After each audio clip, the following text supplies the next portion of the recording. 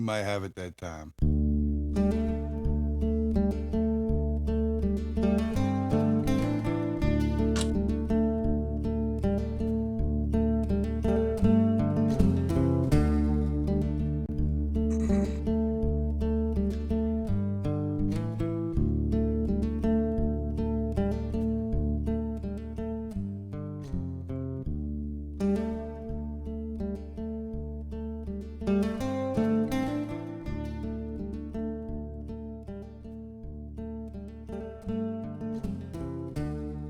There we go. Just a little chill, something in the background while we get to talking and geeking. Everybody still doing good out there? Did I run everybody off? All three of you.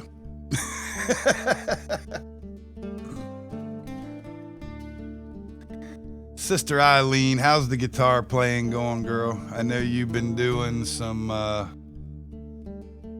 work with the rock guy, I forget his name. I hope you're achieving all of your goals and accomplishing what you're setting out to do. I love your streams, sister. Always good, positive energy, good vibes.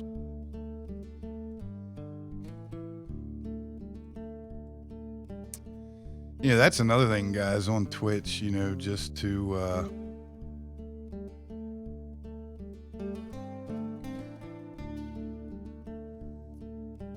sometimes I spend a lot of time on Twitch, when I get free time. I'm choking down food or in between drum students or whatever. I hang out on Twitch and try to support as many people as I can because it's not easy streaming. Don't let anyone out there tell you that this shit is easy because it's not. It's a lot of work, a lot of dedication, a lot of behind the scenes stuff that most people don't even think about, And 3 million viewers. What's that, Henrik? I'll continue to explain, but there's a lot of times I see streamers out there that have absolute horrible video quality, like way worse than mine. Their audio sounds like a 1961 broadcast of John F. Kennedy's second election. I don't know. It's just horrible. And I still sit there in the stream because of the person that they are or the quality of skill level. Someone may be a phenomenal piano player, but they're not a tech guy, so they don't know how to set up cameras and audio and, make things sound beautiful. That doesn't mean they're still not a great pianist or a great singer or a great human being. So that adds to that list of I got to share the Twitch love with this person, that person, that person, because they're trying their hardest. They're doing great. They're amazing people. But it's just so wild to sit back and look at all these different streamers around the world and the different abilities that they have and skill and talent and spirit and delivery. All that stuff plays in big time for me, man.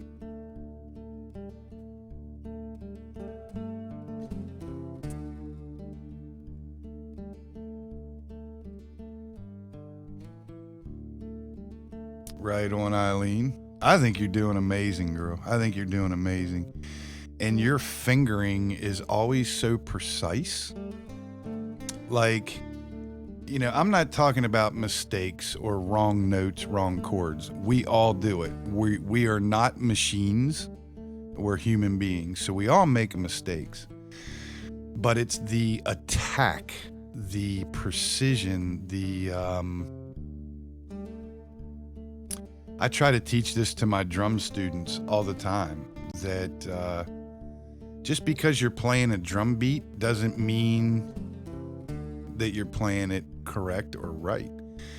On one, when you hit that bass drum and that cymbal, you have to have attack. It has to be clean and precise. Mean it. Know what you're doing and mean it when you do it. Don't just go through the motions. And that's one of the things I enjoy about your ukulele and guitar playing is when you're fingering chords, you don't hesitate and stutter and everything is so precise. The movement is very clean and like you mean what you're doing. You mean to go from a C to a G. There's no hesitation. You know, I love that. I love watching people perform that, you know, are serious about what they're doing, not just going through the motions, you know.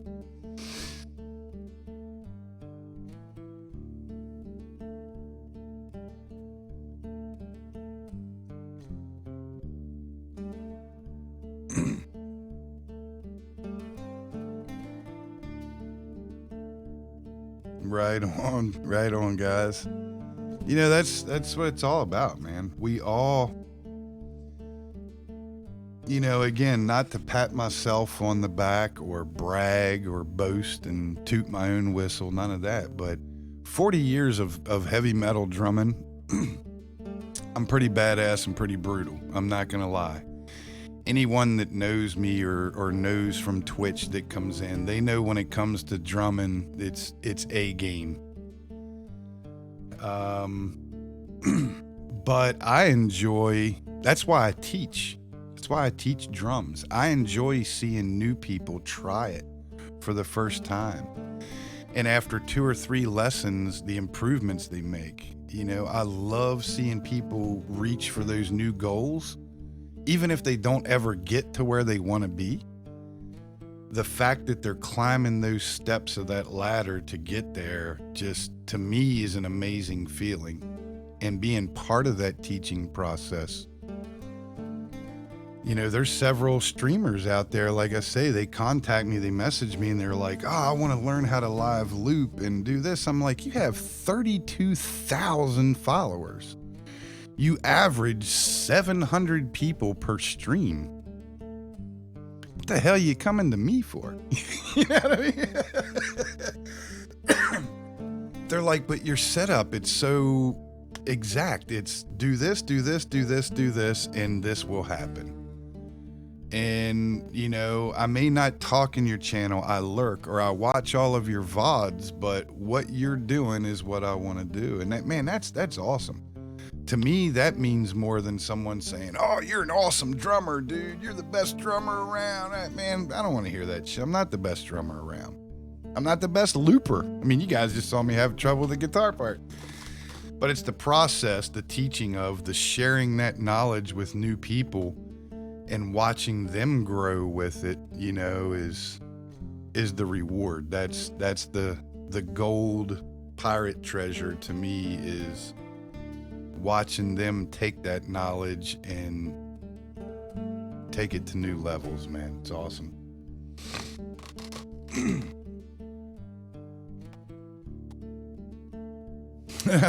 Look at the emotes.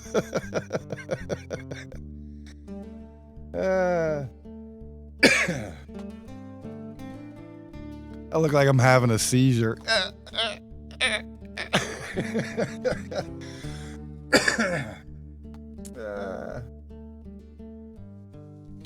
Thank you guys for being here today. It's a chill stream, doing some chatting and some talking about fishing and good stuff, but it means the world that you guys click on my stream, come in, hang out, say hello, throw up crazy emotes.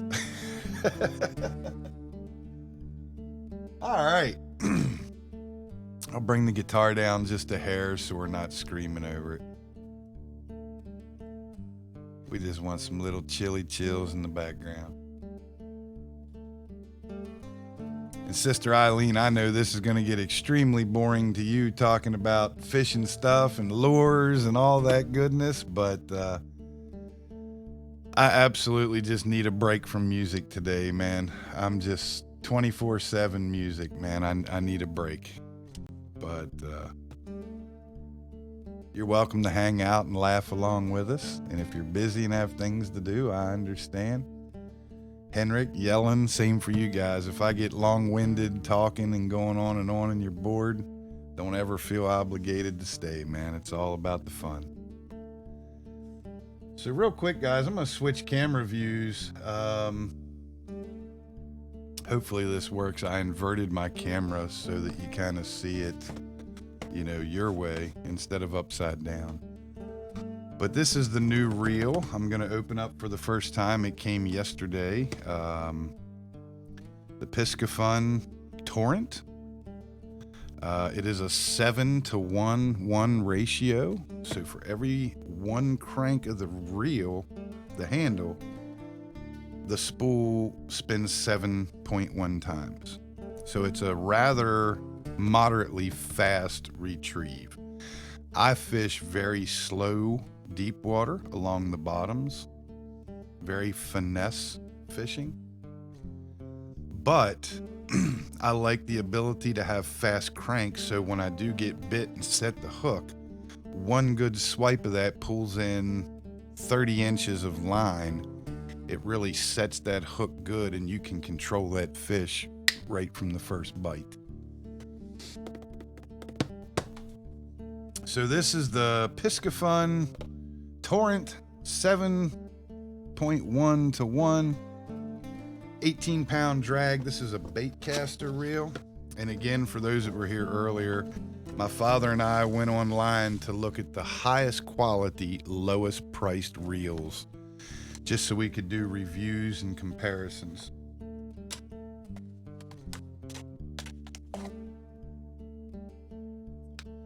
So in the box we have bait casting reel manual. It appears to be in Chinglish, which is Chinese English. Oh, you take all this and you put here. Words are missing, I can tell already. Parts list. We don't need that. Comes with a little tool, a wrench for your handle, and a flathead screwdriver on the end.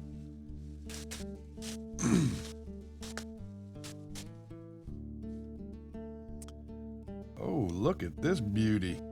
Oh man. 6 ball bearings, 5 in the mechanism, 1 in the handle. Smooth. Get something to eat for me, Eileen.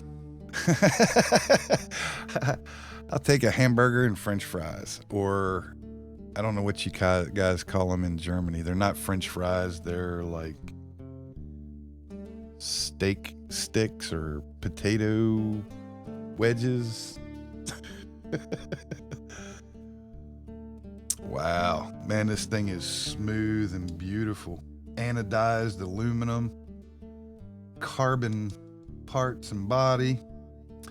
Another thing I liked about this reel is the oversized handle. Most of these are about an inch smaller from grip to grip. This one has a larger, to get bigger knuckles, you know, without hitting inside there. And it gives you larger range to get more torque on that retrieve. Beautiful 10 position magnetic brake, audible. I guess you guys can hear that clicking. So basically what that does, guys, your reel, when you cast a bait caster, at the end of the cast, your reel will just, your spool will just continue to spin and spin and spin. And you end up with a big bird's nest of wire. These magnetic braking systems, there's magnets inside this cover that go against the steel spool. And with that, you have the ability to slow that spool down so that you don't get all that extra. Trying to do this with my left hand for the camera. You don't get all that extra backlash that will cause your spool to keep spinning and bird nest up on you. Damn it. Now I can't line it up. There we go. I don't have my light too bright either.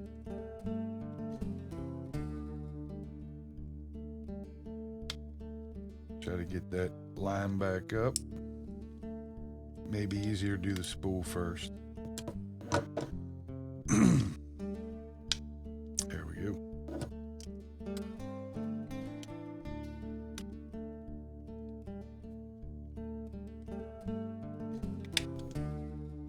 There we go. So that braking system on the side, the further you crank it, the more those magnets go in to touch that spool and slow it down. You can see a hard whip, it barely moves. But if I open that brake from 10 back to 0, you know, super smooth. Then you also have a tensioner on the side, which this one, most of these type reels don't, but this one does have an audible click. I don't know if you can hear that.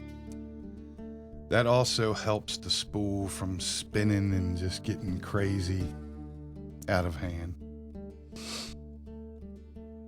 Machine worm gear, dual post. A lot of these bait casters only have a single post that your guide line runs back and forth on.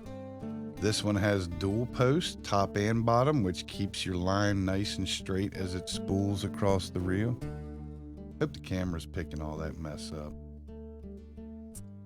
But yeah, this is beautiful for 40 American dollars, man. This is an amazing reel so far. Once we get it out on the water, we'll find out for sure. Another thing that I liked about this reel, you can see here on this the top of the reel, there's a little flat screw there. Hoping the camera shows all this.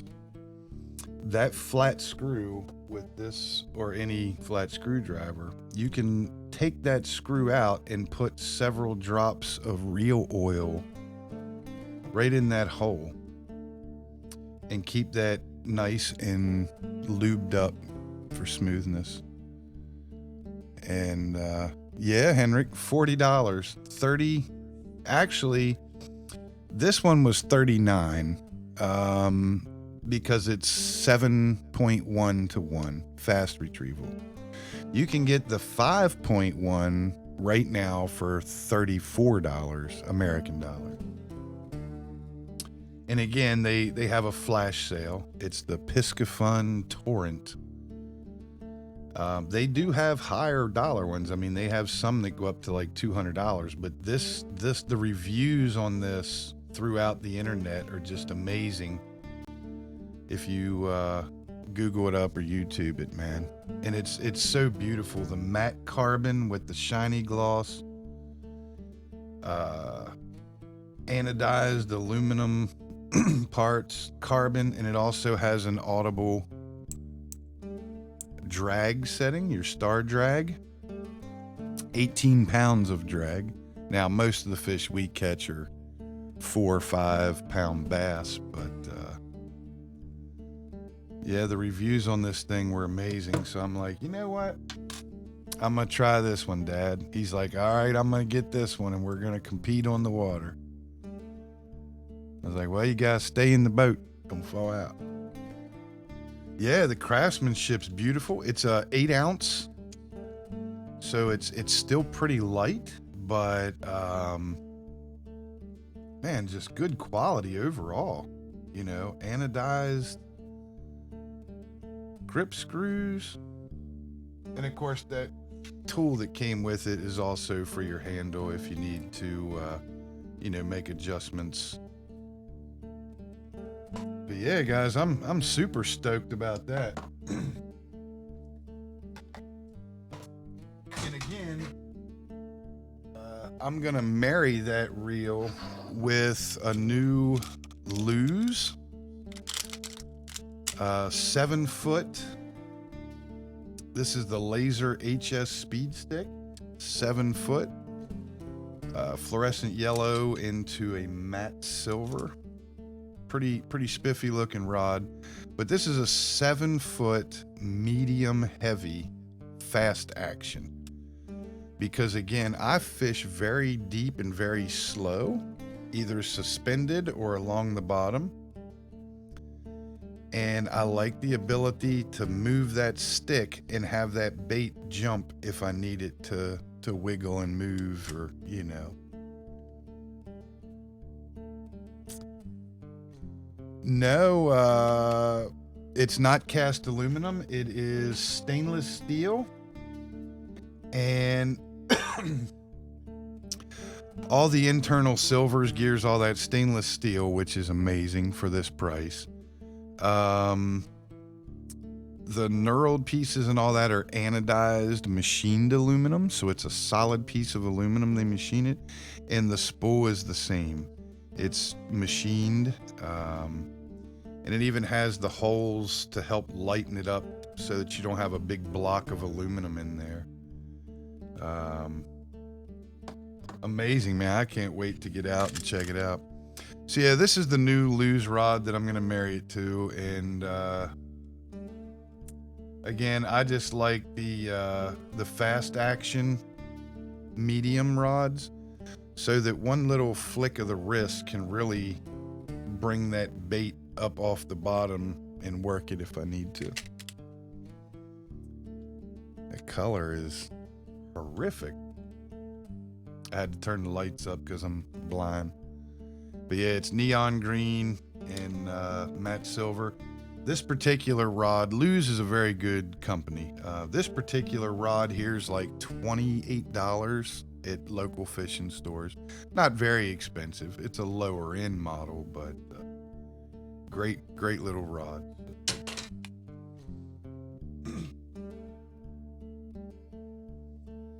But good deal. I want to spool that bad boy up, and I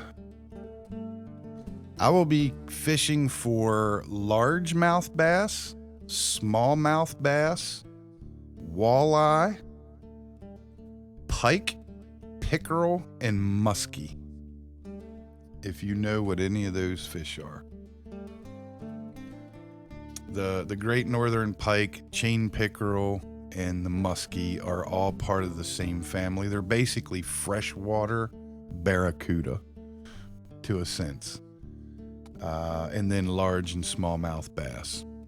Occasionally you catch that sunfish or perch or random catfish is going after your lure, you know, hungry, but for the most part, yeah, I'll be going for large and smallmouth bass.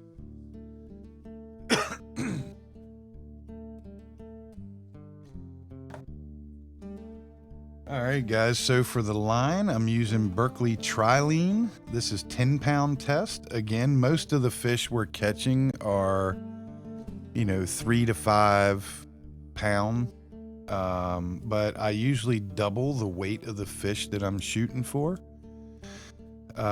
Just because if you hit rock or weed beds and your line gets hung up, if you're reeling in a 5-pound fish and he goes through a weed bed, you're doubling the strength you need to pull that fish out.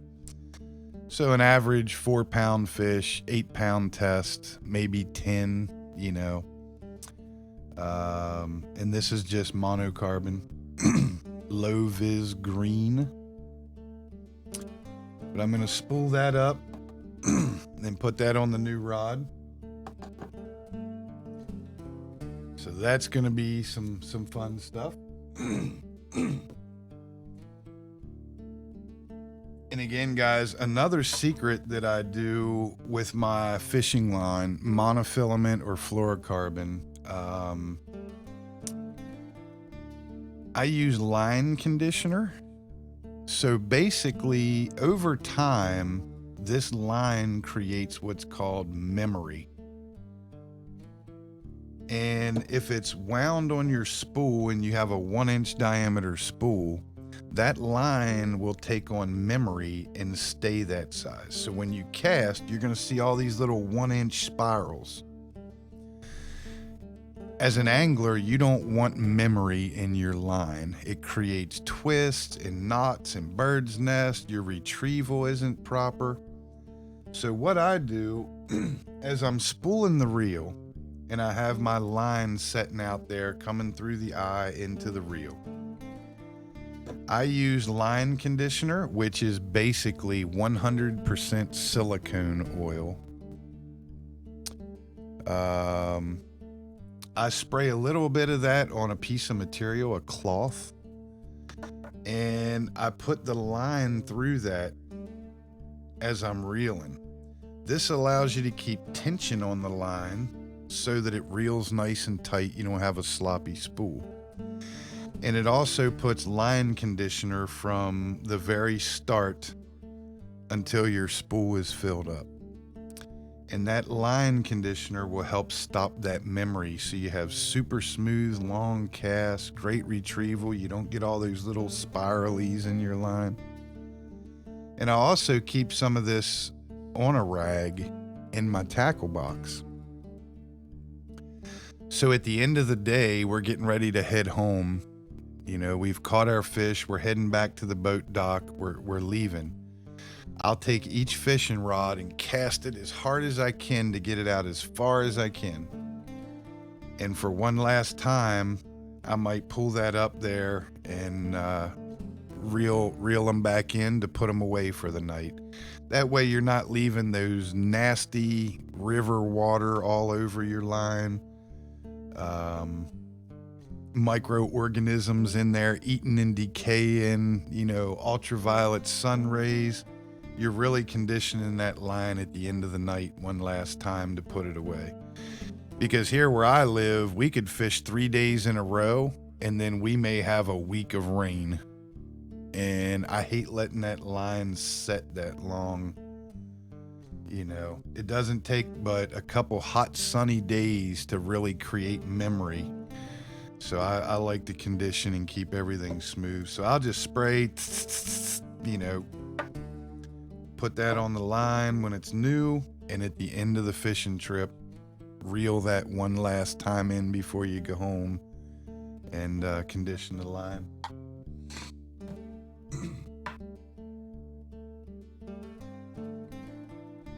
I know this camera angle's weird, guys. It's usually flipped upside down with my MIDI keyboard, and now it's like really weird. I was trying to get it to where I had a big enough work area to show you guys.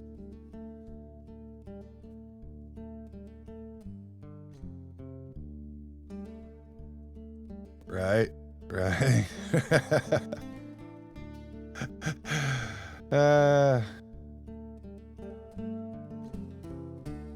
Yeah, you know, you never know. Some of my lures, the lighter the lure, you know, like for the most part, I fish almost all of my baits, whether it's crankbaits, soft plastics. You know, I try to stay around the 1/4 ounce weight so that I can set my reels, you know, for that. If I'm going to be using smaller baits, you know, 1/8 ounce, anything like that, I try to lighten my line up as well. Because, you know, a smaller lure, a little spinner bait or a little spoon, you know, on 6-pound test is perfect.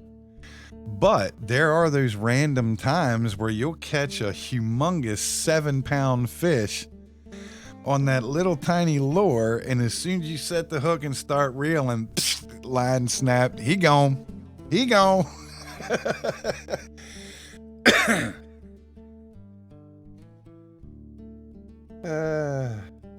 Right on, Henrik. I appreciate it, brother.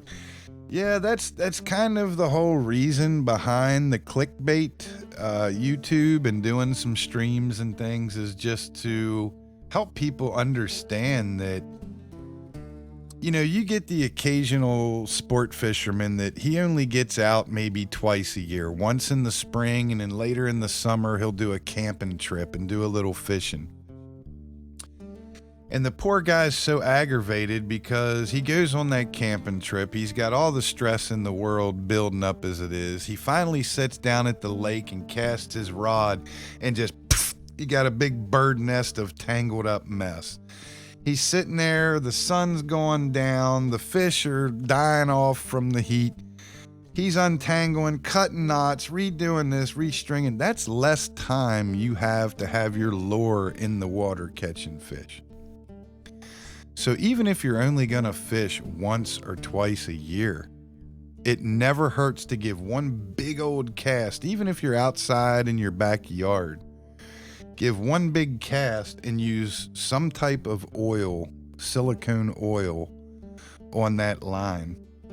So 10 months later, you go back out for the first time, your line is conditioned and smooth. It's those little tips and tricks like that that will help you enjoy your fishing trip instead of sitting there untying knots and tangles. And, you know, it allows you to have more relaxed time on the water and catch more fish, because nobody likes untying knots and tangles and fucking birds' nests. Nobody likes that part.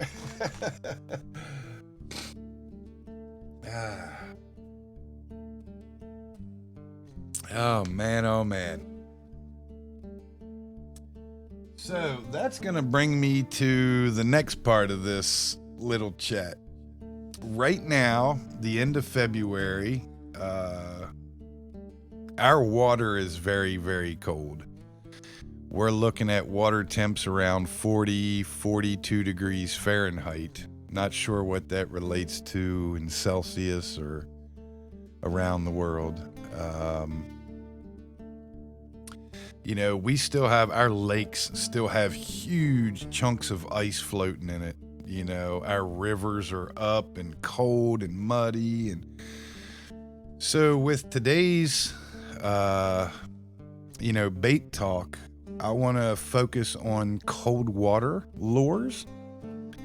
Things that I use in the cold weather that help me catch fish. Even the dead of winter, Christmas time, there's a foot of snow on the ground and chunks of ice floating down the river.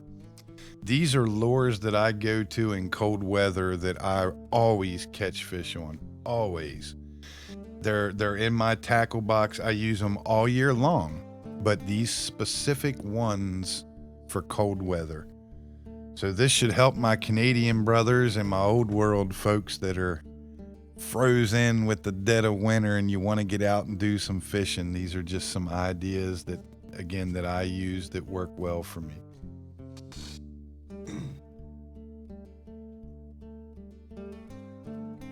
The first one I'm going to go with are just plastic worms, 6-inch, 7-inch, 8-inch plastic worms. Multicolors. So if the water's cold but really clear, you know, it's been a nice calm season, the water's not flooding and raging, it's nice smooth calm clear water, I'll use lighter colors, pinks, whites, silvers. You know, this particular one here, this light is horrible, guys. This particular one here is like a soft Eileen My Moon pink with a white belly. If the water's a little murkier, muddier, it's, you know, the snow's melted, it's running off the mountains, the water's getting a little cloudy or dirty.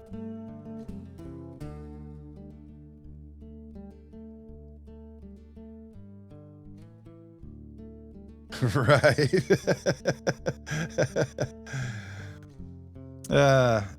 You know, I try to match the water. So if the water is a little dirtier or, you know, tea color, coffee color, I'll go with something more in the green or brown range, maybe a white belly, just to get those flash, you know, flashes at them.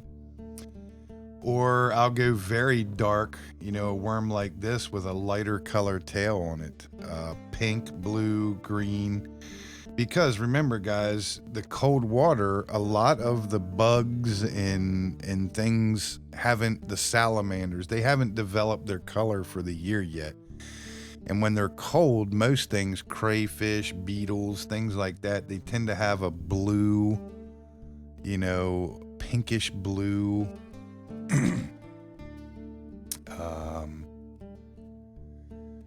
well, Yellen, that's what I'm going to get to next with these worm baits. On their own, if you throw these in water, they will sink over time, but very, very slow. And if you're in a river or a stream where there's current, they almost never sink. They're so light, the current just takes them away. So there's different styles of hooks that you can use for these to weight them down. And I'll get to that in a second. But so for cold weather, I like a good 7-inch worm, depending on the color. Clear water, lighter colors, dirty water, darker colors. Helps the fish see it a little better.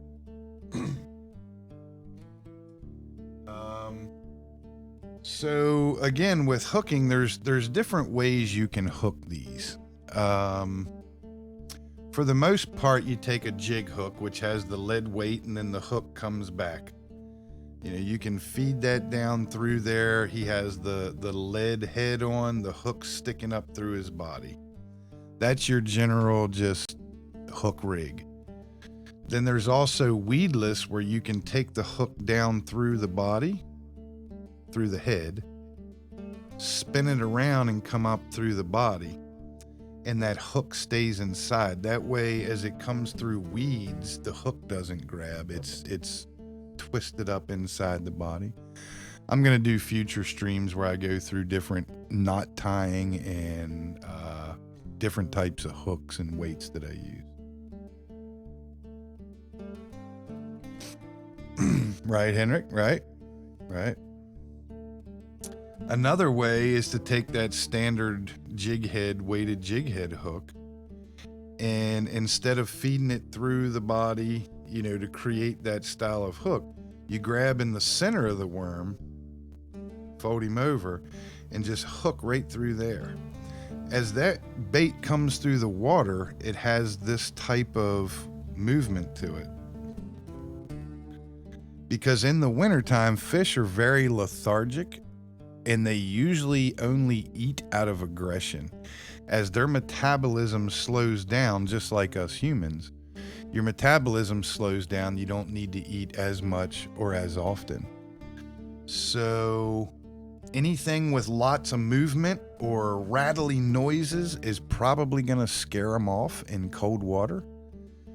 They're going to look at it and be like, whoa, what's that? That's not natural, So again, little lizards or baby snakes, things that are starting to move around, they're going to be lethargic too. So hooking through the very center of the body gives that just enough wiggle when you pull off the bottom, like it's trying to swim but just not quite there yet. But in future videos and streams, I'll talk about different hooking techniques and what I use when I'm reeling faster, or if I'm fishing in cover under docks and bridges and weed beds and rock piles.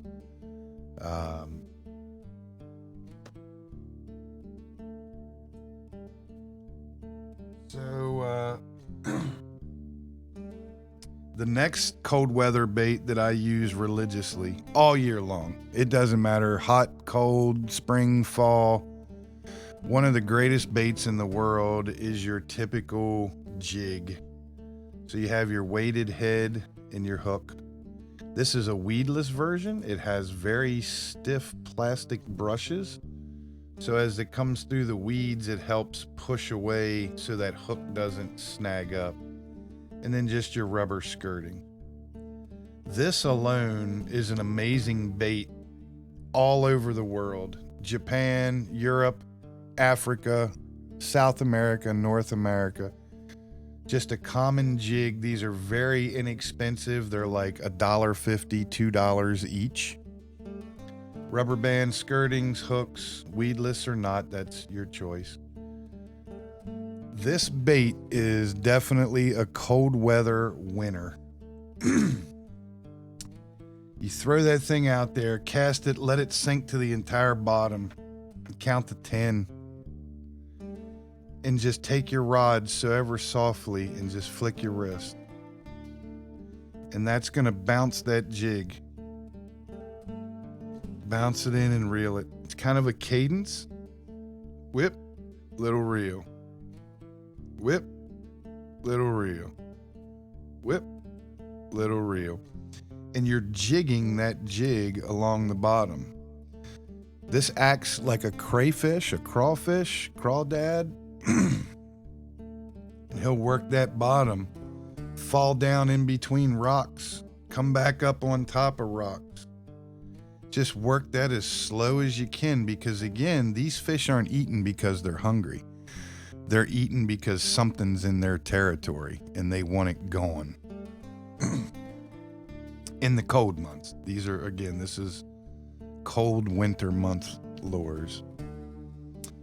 So what I do with that, these are supposed to simulate big bugs or crayfish, crawfish on the bottom of the water, but it doesn't really look like much. So I get a 10 pack of these little pork baits, they call them here where I'm at. It's just a silicone rubber bait to simulate a body and legs. Not a big spin tail, not a lot of movement, because again, winter weather, we want to slow everything down and make it look lethargic as well. So you get like a 10 pack of these for $1.50. And I use these on the hook to create extra body. So what I'll do here, I'll try to hook this so you guys can see. You have this big pad, the body of the lure. A lot of people just take the hook and come right through, you know, chunk through the body and hook it on. And that works. I mean, that's fine. You know, it does its job, what it's supposed to do. You're just creating a little bit of body and some movement for the fins or a leg. The problem with this, you can see how it spins sideways. When you're reeling that in, I've never seen a crayfish with 90-degree feet. Sometimes it'll slip up, you hit a rock and it's way up here. I mean, to me, that doesn't look like a natural bait or something a fish would go after. So instead of just hooking that chunk of meat on there, I actually thread it. So I'll take the hook. I'm trying to keep the skirting out of the way so you guys can see it. I'll take that body and actually thread that body down onto the hook, then pull it through. Now, by doing that, I hope you guys can see there. I'll try to hold it still.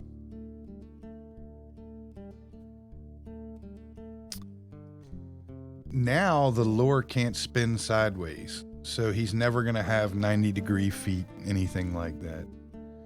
And again, when that thing drops to the bottom of the river, it still looks like an animal, a creature, you know, a crayfish. It has a head, torso, body, and legs. And then with the skirting around it, masking that, you know, to me, it just looks more like a real creature, you know. But again, guys, that's just how I run my jigs. Again, very slow. Throw them out there, cold water. Let them sink to the very bottom. Count to 10, give a little jerk, little crank, and all you're doing is working that thing along the bottom of the water.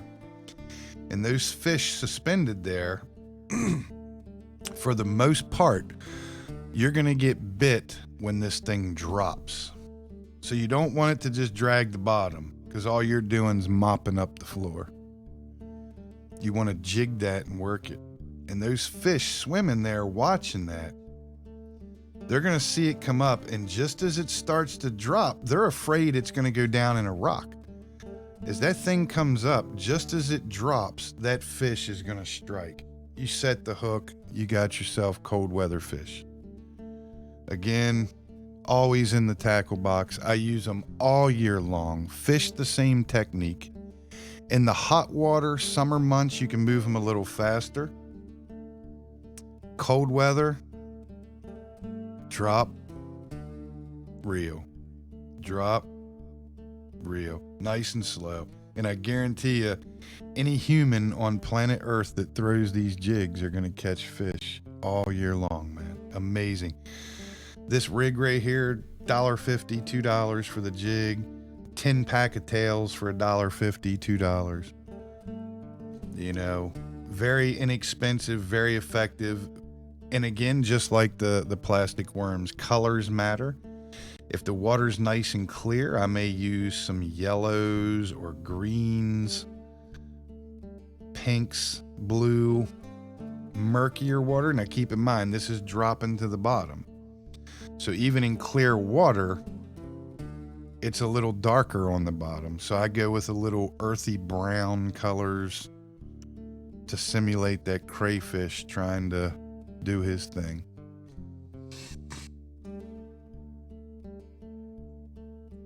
And that brings me to my very last cold weather have to have in the tackle box bait.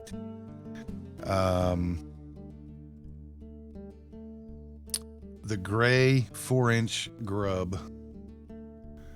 Hope the camera picks that up. I'll hold it there. This is a smoke gray and pepper. You get a 10 pack for $1.50. Soft plastic, rubber worms. I run my hook opposite of the tail. So here you can see the way I'm holding that rubber. The tail is down. Shit. Might be easy if I lay it on the desk. I don't know if it'll pick up. So here you can see the tail is down. I would take that hook in through his head, through his body, opposite of his tail. That's going to create the most movement in the water. Again, the 4-inch doesn't have a lot of movement for cold weather, but just enough to simulate a shad or a minnow or a bait fish trying to get away. Throw this into weeds and cover around sticks, logs, rock piles, and just work that thing kind of like a jig.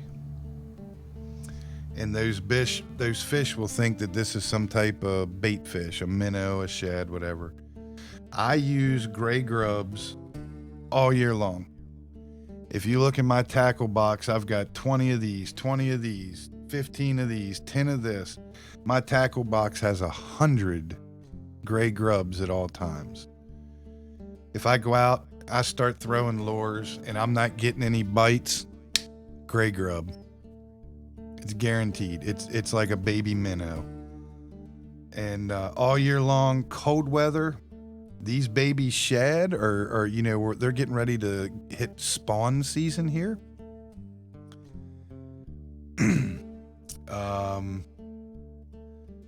Yelling, brother, I've been using gray grubs since I was probably about 9 years old. Now I have multiple colors, fluorescent green and brown and pink with blue tails and red with green tails, and they make thousands and thousands of colors. But the gray pepper, I know the camera's not going to pick that up right, but it's like a transparent gray, smoke gray with black pepper. That looks so realistic, like a baby minnow or shad coming through the water with just enough tail wiggle. And they're just amazing baits. 10 pack for $2. You can pick them up at any bait store, Walmart, all your tackle shops. And it's GRUB. Here, I'll type it in chat just in case you want to try them.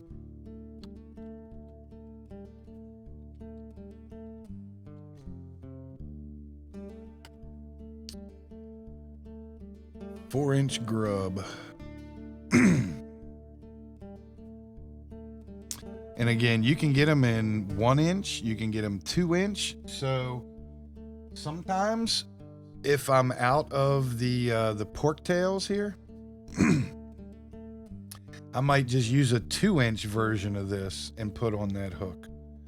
You know, it's a lot shorter than, just to give a little bit of movement. But 1 inch, 2 inch, all the way up to like 6-inch grubs, which I think they use in saltwater for tarpon and swordfish, sharks. But freshwater, the 4-inch is just an amazing bait. Again, guys, these are my 3 top winter cold water baits. 6, 7, 8-inch worms, different hooking patterns, a jig, 1/4 ounce jig with some type of trailer body tail, not a lot of action, but just enough to move, and the 4-inch gray grubs. If there's ice chunks floating in your water and you throw any of these nice and slow and finesse, you're gonna catch fish every single trip. There's just no doubt about it. It's guaranteed cold weather baits. And again, I use these all year long. I just fish them different technique, either faster, keep this up towards the top of the water, moving faster to look like minnows trying to escape the feeding frenzy. Jigs, same way, you still jig it, but you can work it a lot faster. Almost like a spider hop instead of a crayfish. But again, the big secret, guys, cold weather. I would say anything below water temps of 55 degrees Fahrenheit and below, just work your bait slow. Work it slow. Because those fish aren't hungry. They're only going after that bait because they're territorial. They don't want that shit in their neighborhood, you know. You ever notice ice fishermen up north? How do you drill a 10-inch hole and drop a lure down through that hole and catch fish? Because there's no movement. Those fish are laying almost dormant in those deep waters where it's warmer. They don't have all that cold Arctic up top. They're down in the, that deep bedding. So an ice fisherman literally fishes straight up and down. But what makes his lures effective is that slow jig.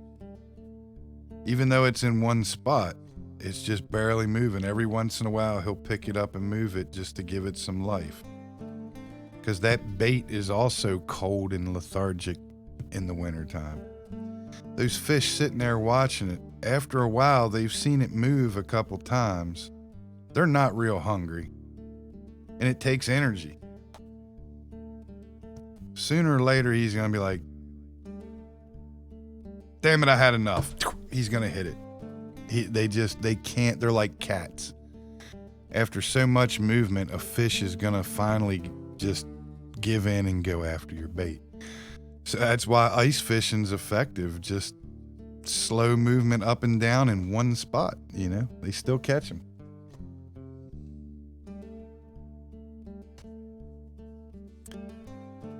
Brothers and sisters, thank you all for coming in and hanging out. It's been fun, man. I hope you guys enjoyed the little just chatting stream, talking about fishing and some new stuff. I might do these once in a while, just do bait reviews or, throw out some fishing streams, have some fun with it if you guys enjoy it.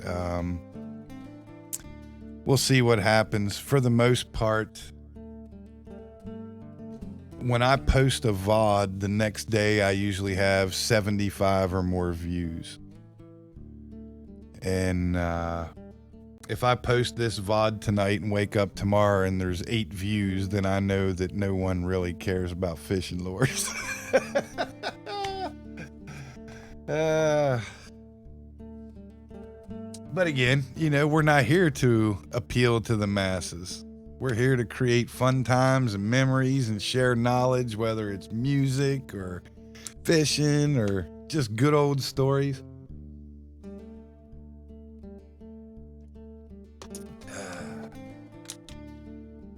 You know, it's all about the fun times and the memories, man.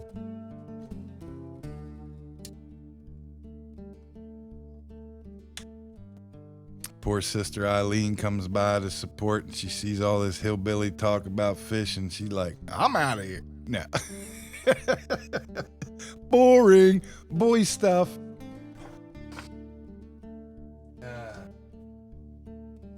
But no, man, guys out there, man, anytime, I do streams like this, like I say, I'm going to be just throwing them out there randomly. Because this is going to gear more towards archive footage over on the YouTube channel, the Clickbait.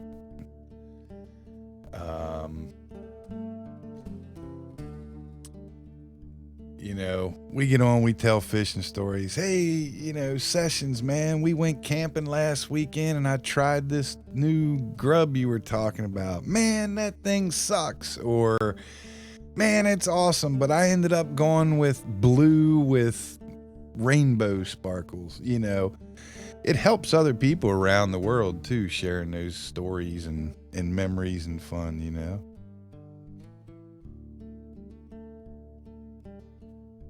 Right on, Henrik. Yeah, I love the outdoors, man. I love hockey. I love the outdoors. I love music. Sessions, who? The fisherman.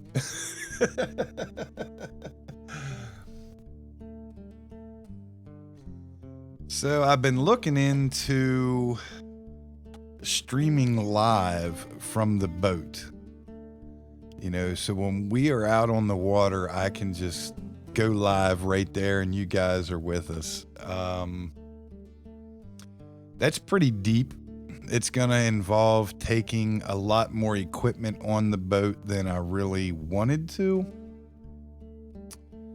At least a laptop so that I can use my phone as a hotspot to the laptop, to Twitch, to get it up online. Not to mention at least 2 cameras mounted to the boat. One on the front looking back, one on the back looking forward. It's going to be a lot of equipment and tech stuff on the boat that I don't go fishing for. But at the same time, I think it would be awesome to get out there and share the fun with you guys. The hits, the misses, dad falling down the boat ramp or getting a hook stuck in your finger, all the fun stuff, right? All the fun stuff. Along with sharing tips and tricks. We pull the boat in. Hey guys, see these docks here? This is how you skip a lure to get up under that dock and get those bass that are hiding from the hot sun, or water temperatures 84 degrees. This is the color we're using today. It seems to be what they're hitting on. We can share that information too. Then come home and eat and play some music. It'll be fun stuff. But yeah, hopefully, again, I'm going to cross-platform this with YouTube. I'll be doing some of the clickbait streams here at Sessions with Sirball. And some of it it'll all be on YouTube. In fact, even today's stream, I'll probably upload the VOD over at YouTube at the clickbait.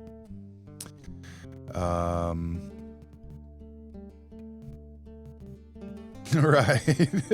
The funny thing is, Yellen, I don't eat fish. The only fish that I eat is like Alaskan pollock, cod, haddock.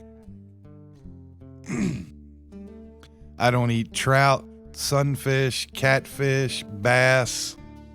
I don't eat any of that nasty shit. As for the raccoons and the bears.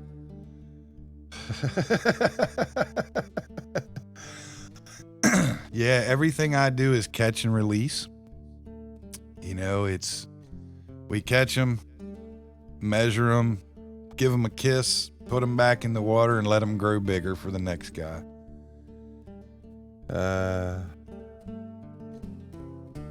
But yeah, I really don't do fish. Ugh. Unless it's like saltwater, mild fish. Eat the hell out of seafood though. Shrimp and crabs, lobster. I love all that stuff, but never really a big fish eating fan.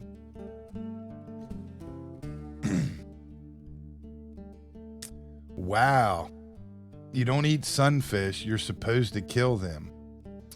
Well, you know, the crazy thing is where I live, we have sunfish. We call them sunnies, sunfish, by the billions.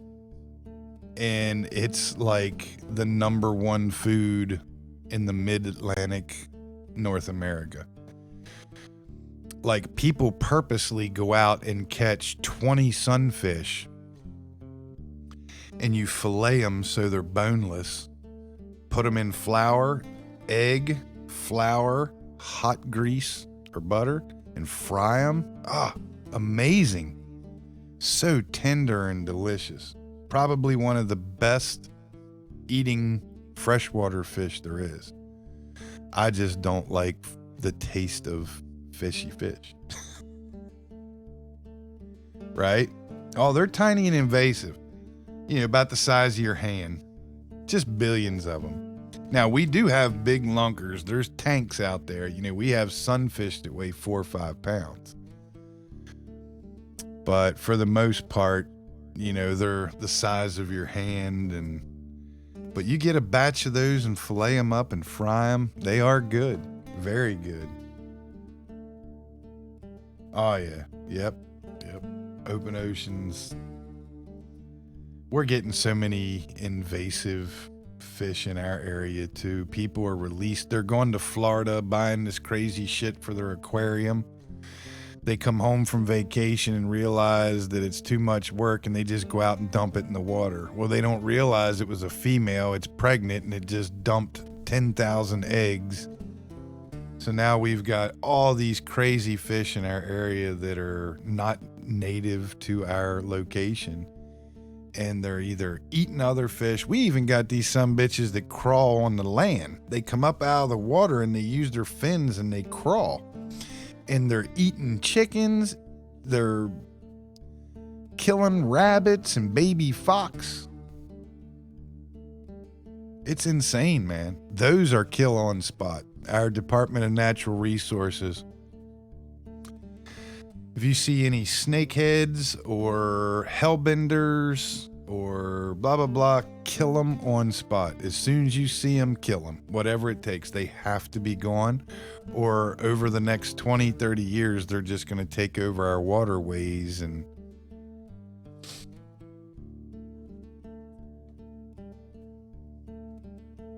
But yeah. Good thing, our great northern pikes are very aggressive. Again, they're freshwater barracuda.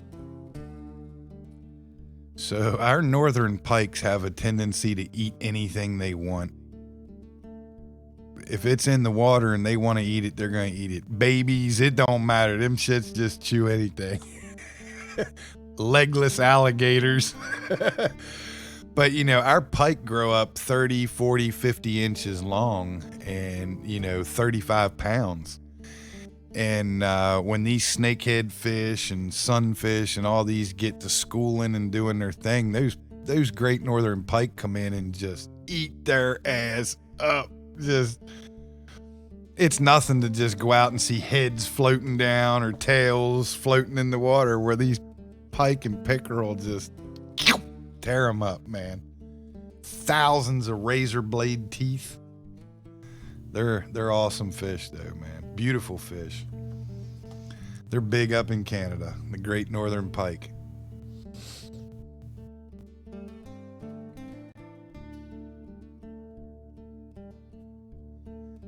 But yeah, guys, I had fun today, man, talking with everyone and sharing some tips and tricks and ideas. And I'm going to get a link up shortly here, probably sometime this evening, directing to the Clickbait YouTube. And right now, like I say, that started out as a tutorial how-to channel for painting World War II miniature figures. So I'm leaving all those videos up in a playlist because I do, even though some of these videos are 7 years old, there's still people that watch them every day today. I get views and comments. So I do want to leave that archive there in case I ever get back into painting the figures. But I would like to start adding more tutorials and fishing trips and things on that Clickbait channel. So it'll be fun stuff. And we'll do the occasional live stream here where we take the cameras out on the boat and just have some good old fun.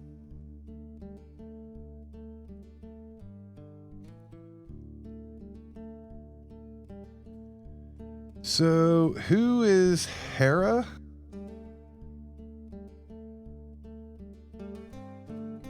Is Hera a streamer, I'm assuming? I guess I'm saying that right. Hera's?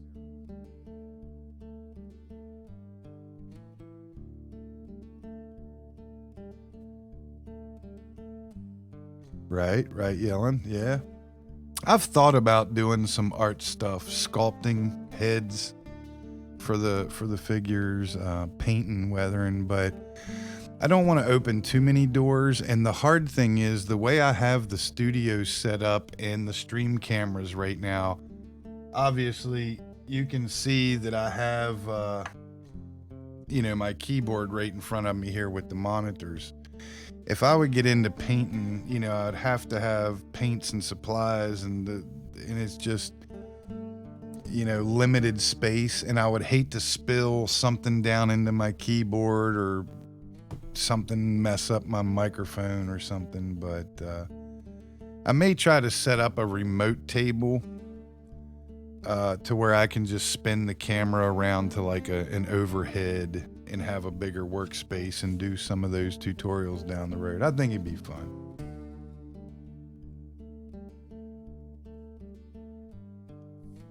So Hera is a streamer and she's an amazing artist.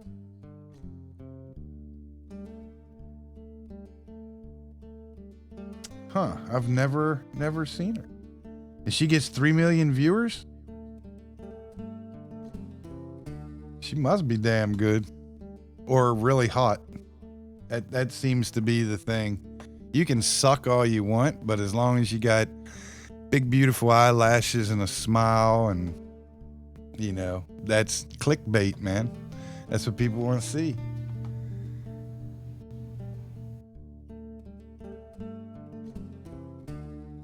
Right? Man, I'm gonna have to check her out. Let's get a link up here, guys.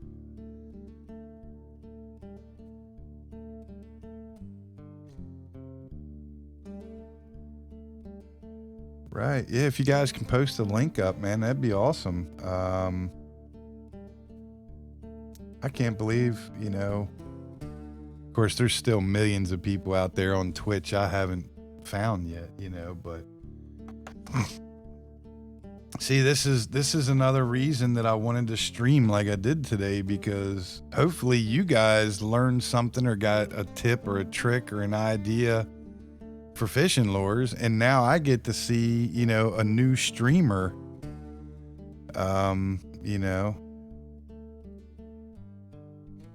She's a singer too. All right, hold on. What's going on here? Let me roll up chat. Scroll up.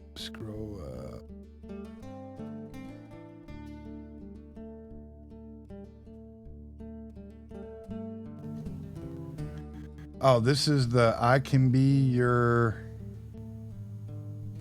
Hera live. Okay. Let me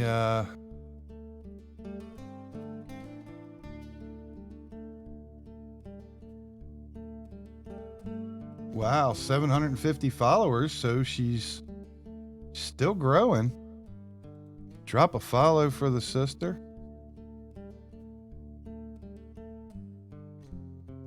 Yeah, awesome, man. Thanks for letting me know, guys. Awesome, yeah.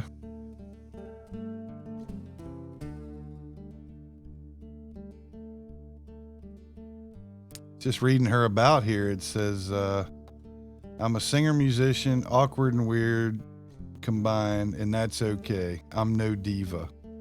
We gonna get along just fine.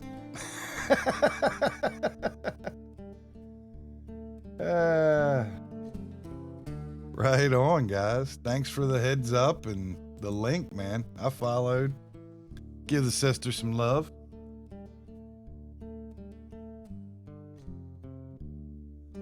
Good deal. Good deal. Yeah. Well, guys, I might wrap this stream up with a little bit of improv over this guitar. And we'll try to find somebody to raid, man. I appreciate everybody that hopped in, hung out, stuck around, shared the love. It's all Twitcherific.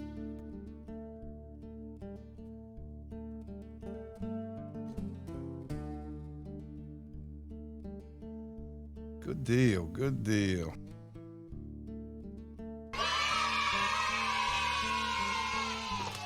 Yay.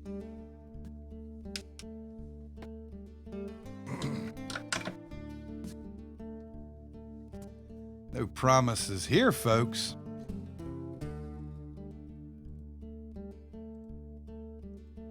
We'll try to get a little jam going for the ending here. Again, thank you guys for coming and hanging out today, listening to my just chat fishing story stuff.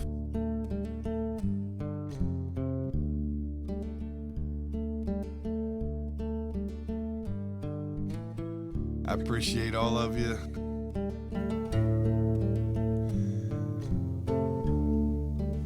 So much, man. Means the world to me. You guys take time out of your day to hang out with me, man. Really means the world to me, guys. Hope everyone has a great week. I will be back Thursday, 9 p.m. That's, I guess, 3 a.m. for you, Brother Henrik. Doing our crazy sessions with Surball. Never know where we're going to go with it. We just go with it.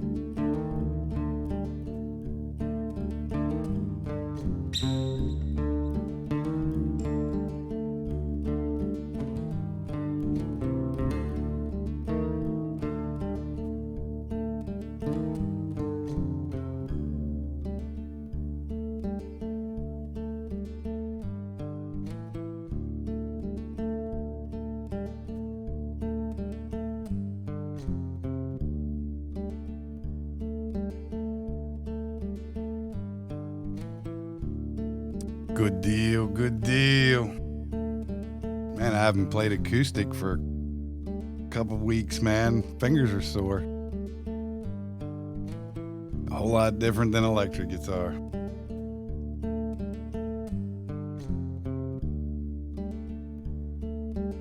Right on, guys. Buckets of love to all of you. Thanks for hanging out, sharing your time, yelling my man, the mod of the year. Always here, always on time, dedicated. I love it, man. Just awesome to have you on the team, brother. My main man, Henrik from the old world. One of these days, Henrik, I'll give you a good stream where we actually do good music and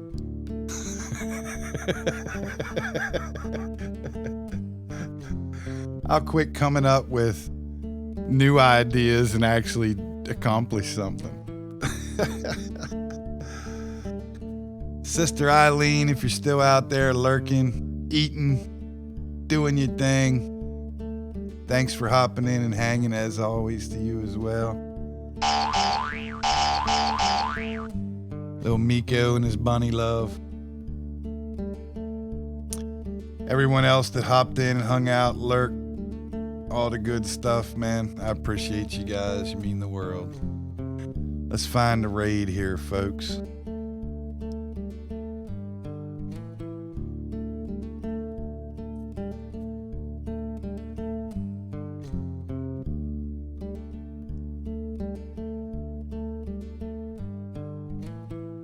Shoo. There are lots and lots of peeps on.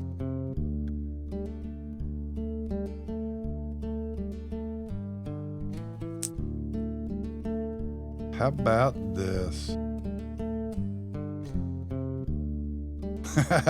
I try to scare you off.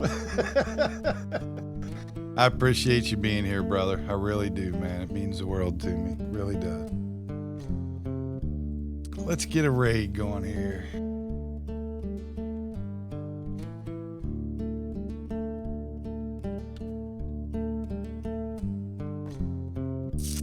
Double check spelling.